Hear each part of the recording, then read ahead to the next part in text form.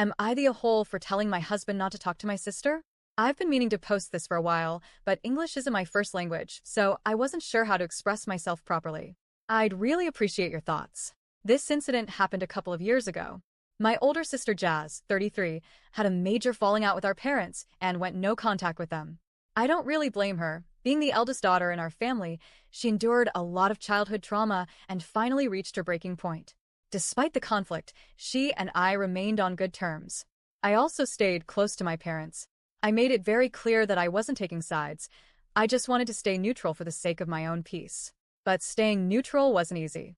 I live in a different country now, while my parents and Jazz both live in my home country, though in different states. On a visit home, I plan to spend some time with my parents and then go see Jazz, who is pregnant with her second child. My parents weren't happy when they found out I planned to visit her. They kept going on about how disrespectful Jazz was and how I was hurting their feelings by choosing to see her. I explained that I didn't want to get involved and had already decided to visit her regardless. When I finally visited Jazz, I could tell something was off. She wasn't her usual cheerful self. She seemed distant, barely interacted with me or my daughter, and spent most of her time alone in her room. I assumed it might be pregnancy-related and tried not to take it personally since I was only there for a couple of days. After I returned home, I noticed she avoided my calls. She'd say she was busy or would call back later, but never did. I began to feel something was really wrong, though I didn't understand what.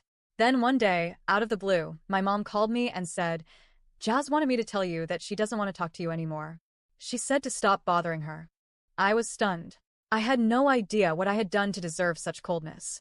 Jazz had always been my support system, my strength, my confidant. We shared similar childhood trauma, and I really looked up to her.